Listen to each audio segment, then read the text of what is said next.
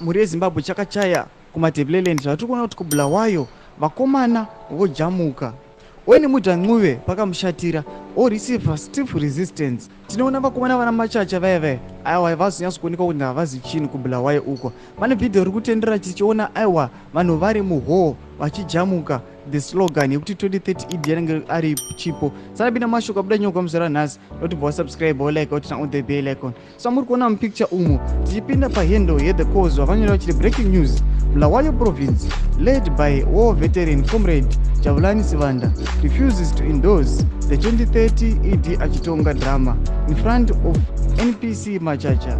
Mnangagwa, who is backing Owen Nuwe, is planning to go to a district level soon after the provincial roundups to mobilize for 2030. Ndo mashoko atiri kuona pana vanhu vaposta picha raOwen Nuwe nevanhu vekuBulawayo province aiwa vari muhoo vachijamuka.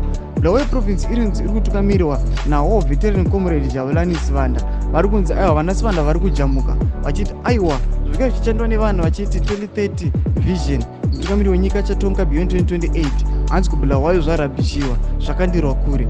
Timotodza mafungiro enyu moti kudii pamusoro aiwa vatiri kuona vakomana vekuBulawayo vachijamuka vachiti hatisi kutoleta zvinhu zvakadai. Tudze mafungiro enyu pinda mucomment section medu aiwa ndokuti usakanganwa nosubscribe kulike chinotina on the bell icon.